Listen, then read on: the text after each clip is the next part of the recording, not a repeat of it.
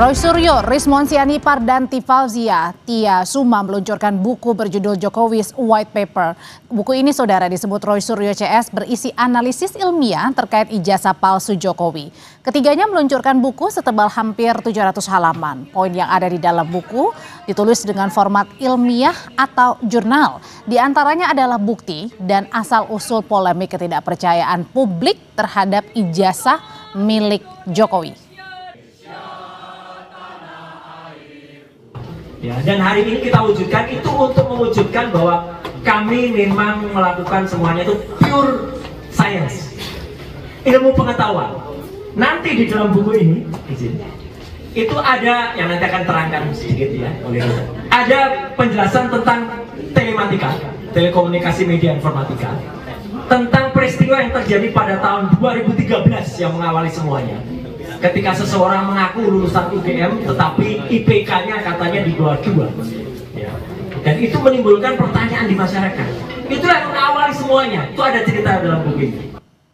Jadi apa tujuan Roy Suryo CS meluncurkan buku berjudul Jokowi's White Paper? Sudah ada di studio bersama saya dari Rifai Kusumanegara. Bang Rifai, malam. Selamat malam. Yang merupakan kuasa hukum Joko Widodo dan juga gabung melalui sambungan Zoom ada Roy Suryo. Selamat malam, Mas Roy. Selamat malam Mbak Audrey, selamat malam Pak Rifai. Mohon maaf, gambarnya nggak bisa keluar karena suasana di sini kayak Jawan Batu. Oh, oke, Mas Roy, saya langsung aja ke intinya nih. Sebenarnya kenapa sih Anda dan kawan-kawan RRT ya katanya singkatannya nih, ada Roy Suryo, Rizmon Sianipar, dan Dr. Tifa ini tiba-tiba meluncurkan buku Jokowi's White Paper. Apa tujuannya? Sebenarnya bukan tiba-tiba. Rencana buku ini sudah ada ketika kami melakukan penelitian. Biasa kan? Seorang peneliti itu pasti menuliskan jurnal, pasti menuliskan catatan ilmiahnya. Dan itulah, catatan ilmiah itulah yang kemudian kami bukukan. Sebenarnya kalau dilihat ya, mulai dari awal dulu saya kan juga sudah menuliskan artikel-artikel lepas gitu loh. Artikel lepas, Dr. Rizmon juga menuliskan dalam Twitternya ya, karena saya tidak memposting Twitter, juga menuliskan di Twitter. Maka kami tulis dengan tata cara penulisan ilmiah. Jadi intinya dalamnya apa, Mas Roy, buku setebal 700 halaman ini? Ya, selain berisi keterangan, narasi, kita juga berisi grafik, gambar-gambar, misalnya hasil-hasil penelitian kami ya, atau juga misalnya dokumentasi. Nah, misalnya soal peristiwa ketika tadi yang berita tadi tanggal tahun 2013 itu peristiwa di Jogja juga. Ketika waktu itu ada diskusi antara sekarang pemretnya Kompas nih ya, Mbak Rosiana waktu itu selaku moderator dengan Pak Profesor Mahfud MD, kemudian dengan Buya Safi Ma'arif dengan Jokowi ya, waktu itu ada di UII. Nah, kemudian itu kan pada ngaku IPK-nya berapa. Nah, dari situ ada fotonya, ada dokumentasinya. Kemudian ada beritanya. Nah, jadi semua itu kami tuangkan lengkap dengan bukti-buktinya. Kalau selama ini mungkin orang hanya mendengar di podcast, hanya mendengar naratif. Ini semua di buku ini ada bukti, foto. Memang apa itu bukti? Apa di 2013, Mas? Ya, misalnya ada bukti ketika peristiwa itu ada di Universitas Islam Indonesia. Ketika ada diskusi yang judulnya seminar memimpin dengan hati, waktu itu judulnya gitu. Nah, kemudian selain itu misalnya ada analisis ya, Mbak Audrey, yang sering terdengar waktu itu, ada analisis error level analysis, kemudian ada postingannya si Dian Sandi ya. Nah, kenapa kami menganalisis Dian Sandi? Kemudian ada peristiwa press conference Barreskrim, itu ada fotonya juga. Jadi artinya semua itu lengkap dengan analisisnya, foto itu kita analisis juga, dan lengkap misalnya kalau Dr. Rizmon misalnya lengkap dengan skema-skemanya. Misalnya ketika beliau mengatakan, oh ini jasnya tidak menutup jasnya ada di atas cap gitu. Jadi lintasan cap tidak menutup jasnya. Kayak gitu. Saya misalnya juga menganalisis antara foto, komparasi antara satu foto dengan foto yang. Jadi foto-foto itu kami sajikan. Komparasi ijazah-ijazahnya kami tampilkan semua. Oke, jadi intinya adalah buku di situ di dalamnya adalah berisi tentang ijazahnya Pak Jokowi ya. Intinya seperti itu ya, Mas Roy ya? Iya, ijazah yang selama ini tampil di publik. Misalnya yang diposting di Dian Sandi, misalnya yang dia ada pada tampilan ketika press conference Barreskrim. Itu aja lah. Kalau Pak Jokowi menunjukkan ijazah aslinya pun kita muat dalam buku itu gitu loh. Jadi ini populer banget gitu, sains tapi populer. Itu Pak Audrey. Bang Rifai, Pak Jokowi kaget nggak sih melihat ini ada Jokowi's White Paper yang diluncurkan oleh RRT nih begitu? Kaget nggak? Kemarin sudah ada tuduhan pencemaran nama baik, kemudian ada skripsi, sekarang tiba-tiba luncurin buku. Ya kalau Pak Jokowi sendiri sih, beliau sih tenang-tenang saja ya, santai-santai aja. Artinya orang mau bikin buku ya monggo saja gitu ya. Sekalipun kalau kami sih berpandangan buku ini memang dibuat sebagai alibi dalam perkara yang sedang berjalan gitu ya. Sementara saya sendiri melihat bahwa keberadaan buku ini juga tidak akan berpengaruh terhadap perkara. Kenapa? Karena dalam perkara itu situasi, kondisi atau circumstances yang dilihat itu adalah peristiwa sebelum hingga terjadinya delik. Pencemaran nama baik. Dampaknya gitu ya. Oke. Jadi bukan setelah beberapa bulan kemudian ada produk ini mempengaruhi delik. Menurut saya itu tidak bisa karena memang circumstances yang dilihat adalah peristiwa sebelum dan saat termasuk dampak gitu ya. Jadi ya buku ini sih tidak akan berpengaruh. Kedua buku ini juga sebenarnya menjadi lebih menariknya begini. Kenapa baru dibuat kesimpulan sekarang sementara publish di medianya penelitiannya sudah terjadi beberapa bulan lalu. Ini kan menjadi aneh. Biasanya itu penelitian yang benar itu kan dilakukan penelitian secara komprehensif, diuji sampai dengan kesimpulan baru dipublish. Kalau ini kan terbalik. Sudah di mana-mana publishnya, tuduhan-tuduhan Jokowi jasa palsu, tapi baru sekarang ada bukunya. Jadi ini apa yang dilihat dari segi tata waktu udah nggak ketemu gitu ya. Sehingga kalau kami sih tetap dalam pendirian, kami melihat bahwa dalam kaitan pelaporan Pak Jokowi ini tindakan-tindakan yang dilakukan itu di luar dari penelitian akademis ya. Sebagaimana masyarakat juga tentu bisa menilai lah mana penelitian yang benar, mana yang tidak ya. Karena kan masyarakat juga banyak di dalamnya ada peneliti, ada akademisi, tentunya bisa menilai lah gitu ya. Jadi silakan saja buku dibuat ya, tapi kami berpandangan ini tidak akan berpengaruh. Mau dibaca nggak bukunya? Kalau ada saya dikasih boleh juga saya baca gitu ya. Satu lagi juga kalau memang ini penelitian yang objektif ya dalam betul-betul akademis harusnya juga diberikan ruang dong bagi pihak Pak Jokowi untuk memberikan klarifikasi termasuk UGM. Kalau hanya sepihak ya susah gitu ya. Paling nggak pernah nggak ada pertanyaan-pertanyaan kepada Pak Jokowi untuk diberikan ini kan saya rasa sampai hari ini belum pernah ada pertanyaan itu. Kita tanya ya, Mas Roy sebenarnya di dalam buku tersebut itu ada ruang nggak dari pihak Pak Jokowi ataupun UGM itu untuk diberikan ruang untuk menjawab pertanyaan-pertanyaan atau keresahan-keresahan dari Anda dan juga teman-teman, kawan-kawan?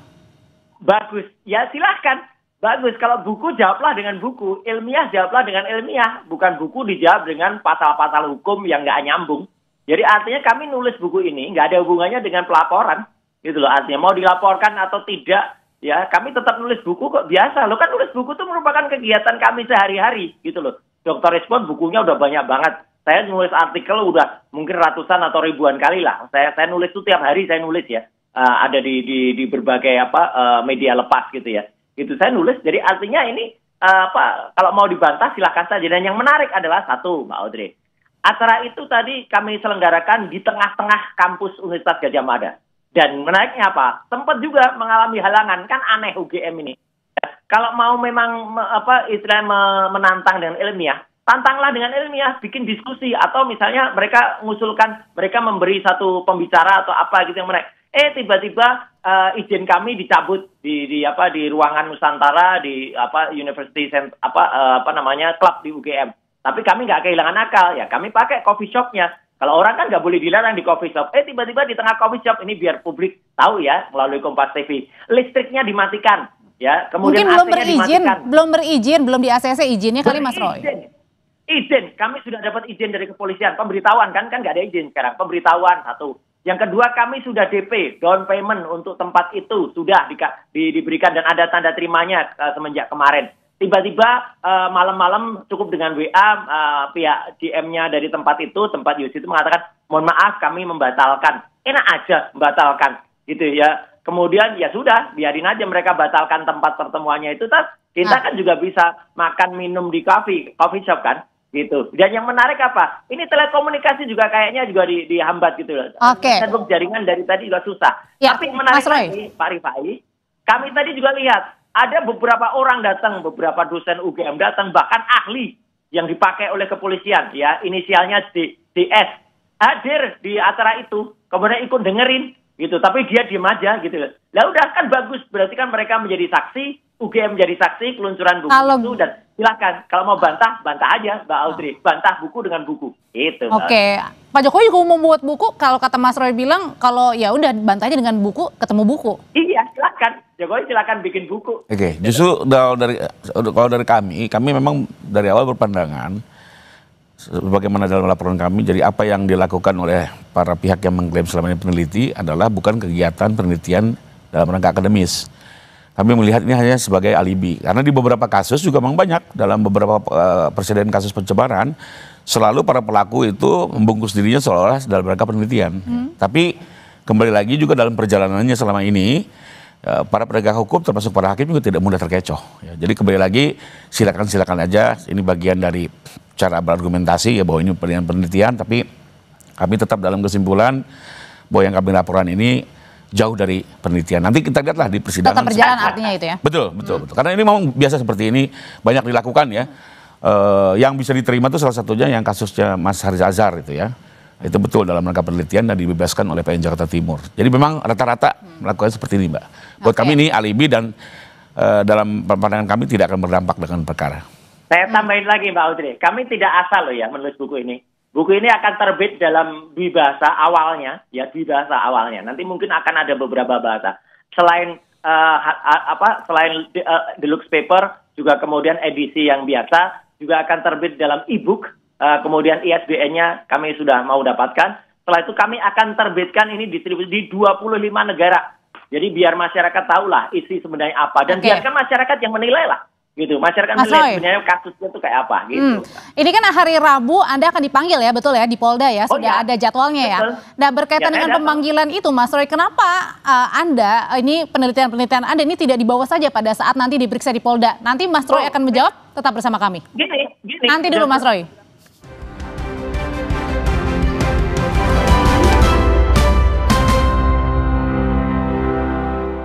Aku Viva melewati 7 tahap nano purifikasi, menjaga sejuknya kemurnian dari mineral baik dalam setiap tetesnya. Begitu sejuk di tiap teguk. Aku Viva murni alami dari Wings Food.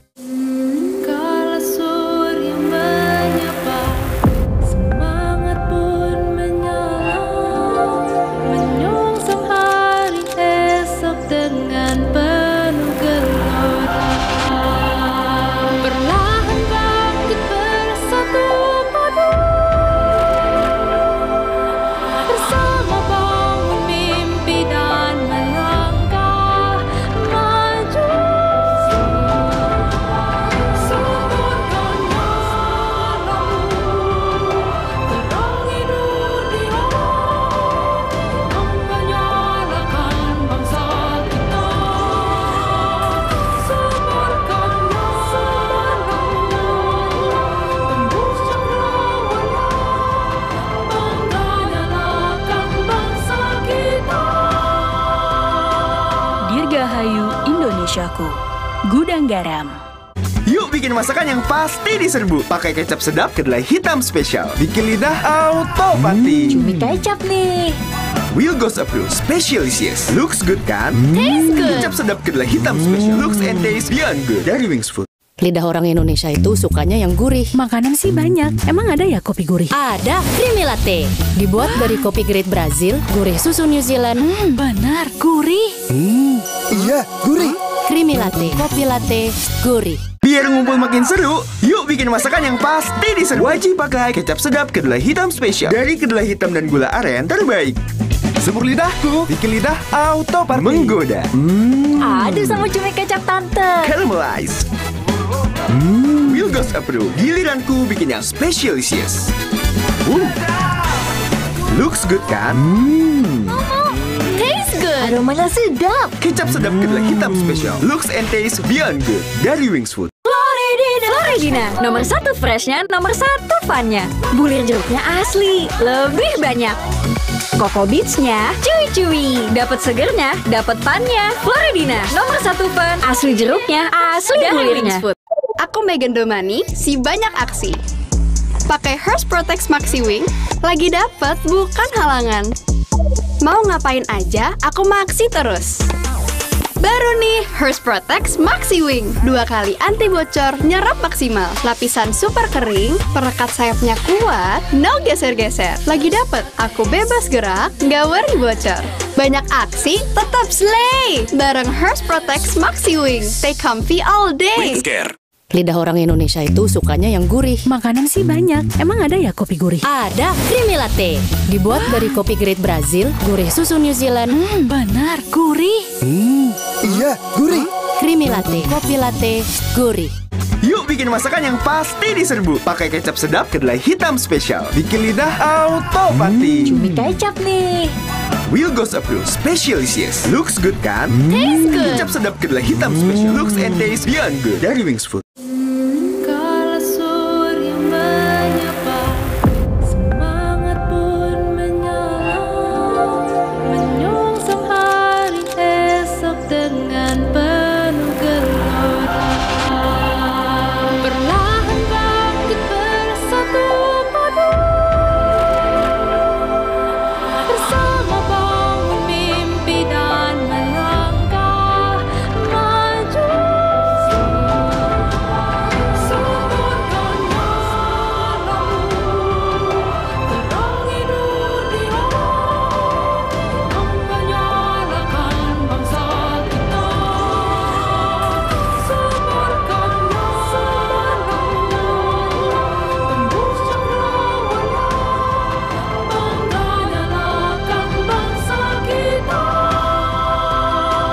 Dirgahayu Indonesiaku, Gudang Garam.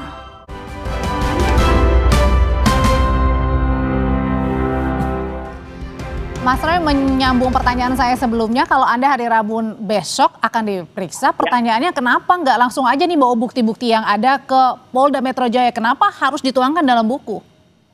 Loh, buku ini nggak ada hubungannya, buku ini jangan, Polda juga usah GR ya. Buku ini nggak ada hubungannya dengan pemeriksaan di Polda, tapi kalau Polda penyidiknya pengen tahu tentang isi buku ya kita berikan nanti datanya gitu. Jadi buku ini ada tidak adanya pemeriksaan di Polda, buku ini tetap kami tulis kok. Gitu, karena buku ini sifatnya ilmiah untuk pengetahuan masyarakat. Biar masyarakat tuh ngerti bahwa pernah punya presiden yang ijazahnya diragukan. Itu aja udah jelas banget ini di buku ini. Jadi artinya penelitian ilmiah yang kami lakukan itu jelas banget tentang misalnya tentang skripsi. Kenapa tidak ada lembar pengujian skripsi. Dan itu buktinya ada gitu loh. Dan kami tulis siapa-siapa yang ada di itu. Kalau tiba-tiba nanti pada saat pembuktian itu tiba-tiba ada lembar pengujiannya. Nah setidaknya buku ini sudah pernah mencatat bahwa pada saat tanggal 15 April 2025 yang lalu di ruang 109 Fakultas Kehutanan itu lembar pengujiannya itu tidak ada. Kalau tiba-tiba nanti ada, berarti ada bukti palsu yang waktu itu ditunjukkan dan ini ada konsekuensi hukum. Tapi temuan-temuan ini ada nggak takut? Sekarang kan lagi tersandung kasus dugaan pencemaran nama baik Pak Jokowi dengan menuangkan buku ini. Anda nggak takut, Mas Roy? Ya, itu namanya ilmiah ya, namanya ilmiah kok dituding dengan hukum yang katangan kayak gitu. Enggak. Pencemaran nama baik apa? Kalau namanya baik dicemarkan, kalau namanya udah cemar ya dibaikkan namanya. Jadi artinya apa? Orang yang kemudian dipertanyakan ketika diskusi ilmiah tahun 2013 menyatakan IPK-nya di bawah 2, itu namanya baik atau cemar. Ya, dari situ aja udah ketahuan kan. Kemudian juga dari beberapa hal-hal yang kemudian kami temukan ya, termasuk bukti-bukti yang disampaikan oleh Bareskrim ya, oleh di TPDUM yang dipublikasikan. Soal ternyata registrasinya hanya sarjana muda ya, bukan sarjana. Kemudian bukti pembayarannya hanya sampai semester 4, KKN-nya kemudian salah tahunnya dan ada bukti dari Pak Kasmujo lengkap dengan rekamannya, lengkap dengan kemudian translate rekamannya ya, transkripsi rekamannya semuanya ada. Jadi itu kan jelas betul mau perkara apakah itu ada, kalau secara hukum kan mungkin dikatakan yang bisa digunakan nanti yang hanya digunakan di persidangan. Ya itu versi hukum, versi ilmiah. Saya tanyain kalau gitu ke Bang Rifai. Videonya ada, gitu jelas banget, Mbak. Bang Rifai, kalau Anda lihat sendiri sebenarnya apa sih tujuan dibalik launching ini masih soft ya, soft launching buku ini begitu di tengah-tengah kasus dugaan pencemaran nama baik Pak Jokowi? Ya kalau seperti yang tadi saya jelaskan, kalau saya sih berpendapat ya, ini adalah salah satu cara untuk membangun alibi bahwa seolah-olah apa yang sudah terjadi selama ini adalah bagian dari penelitian. Sekalipun dari segi tata waktu, metode, etika dan segala macamnya ya, sebagaimana masyarakat juga bisa menilai lah Apakah ini benar-benar penelitian akademis atau seolah-olah saja sebagai bagian dari pembelaan, ya monggo masyarakat menilai. Tapi kalau kami tetap berpandangan apa yang sudah terjadi ini murni sebagai perbuatan yang memang ingin melakukan fitnah terhadap Pak Jokowi dan ingin membangun sebuah kegaduhan sosial lah ya. Memang di era post-truth seperti ini kan memang salah satu kuncinya adalah hukum harus berani bertindak dalam konteks tindak pidana fitnah ya. Perlu dibedakan Mbak, fitnah dengan pencemaran. Kalau pencemaran ini bisa bicara mengganggu juga iklim demokrasi, tapi kalau fitnah itu agama manapun bilang bahwa ini lebih kejam dari pembunuhan. Kedua, kalau ini termasuk yang mana? Di era post-truth ini bahayanya Mbak, itu bisa membangun keresahan sosial. Seperti contoh lah, beberapa tahun yang lalu ada aktivis mengklaim dirinya dipukuli aparat, ternyata operasi plastik. Sempat membuat ketegangan politik. Di berbagai negara, contohnya Prancis, istrinya Presiden Macron dituduh laki-laki. Sempat terjadi gejolak sosial. Jadi sesuatu yang sifatnya adalah pencemaran dengan fitnah itu sesuatu berbeda. Ya, kalau pencemaran itu faktanya benar, tapi disebarluaskan. Tapi kalau fitnah, faktanya tidak benar, Pak. Yang disampaikan ke publik itu tidak benar. Betul-betul kebohongan yang bisa meresahkan masyarakat. Dan korban di sini bukan hanya Pak Jokowi, tapi seluruh masyarakat yang mengkonsumsi berita hoaks atau yang tidak benar. Dan ini adalah menurut Bang Rifai sendiri adalah suatu fitnah dengan termasuk fitnah karena kami meyakini ijazah ini asli, benar adanya dan sah. Dan nanti biarlah di persidangan ya. Kalau tidak salah sekarang sudah 99 saksi sudah didengar oleh Polda. Bahkan juga sudah banyak ahli didengar.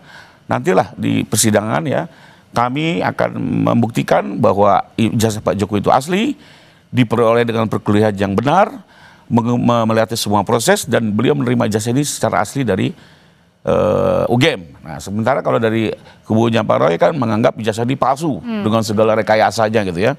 Silakan nanti dua versi ini dibawa ke persidangan, hakim yang akan menilai. Kalau gitu Mas Roy dan kawan-kawan seperti penyidik juga nih Mas Roy. Apakah ini mau bikin penyidik tandingan atau gimana gini? Bukan, enggak. Jauh di atas penyidik. Kita tuh ilmiah banget riset kami lakukan. Kalau di sana ada 99 saksi, itu kan tapi tetap fitnah katanya Mas Roy. Fitnah, enggak ada fitnah, ini fakta semua, ada linknya, ada fotonya, ada dokumentasinya, ada risetnya, ada hasilnya, dan kalau sana 99 orang, kami 99%, 99,9% kami nyatakan skripsinya palsu. Jadi artinya apa? Tidak akan ada skripsi palsu yang kemudian bisa meluluskan ijazah yang benar. Jadi artinya jelas banget. Artinya dengan ini kami juga, dan tadi banyak dosen loh tadi yang datang di acara itu, dan dosen-dosen dari berbagai fakultas di universitas di UGM, dan kemudian mereka sempat melihat, sempat kemudian kan saya sempat spill ya isinya dari depan sampai belakang, dan mereka juga meyakini gitu loh. Artinya apa? Buku tandingan, dan saya kira bukan hanya satu buku ini aja Mbak. Saya juga bocorin dikit nih.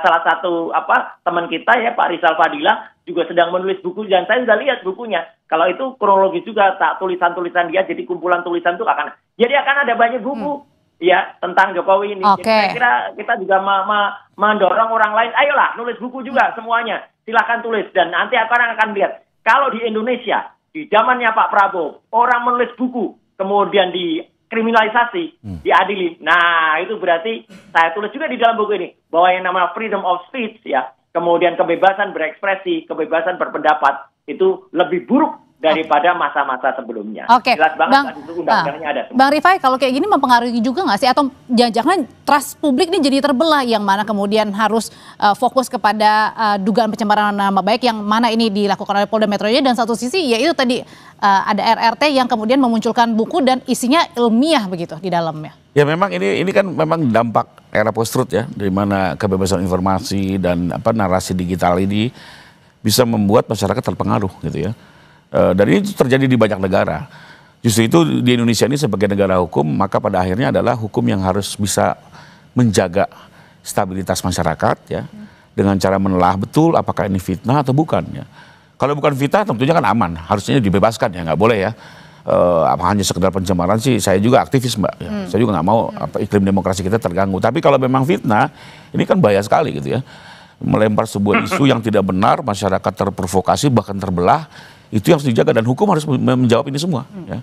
Sehingga memang proses hukumlah yang kita harapkan bisa menuntaskan ini. Karena itu juga kemarin Pak Jokowi menggunakan hak hukumnya itu untuk meluruskan apakah ijazah ini asli atau tidak. Lalu kedua juga untuk mengembalikan nama baiknya, karena Pak Jokowi meyakini betul beliau menjalani kuliah kok gitu ya.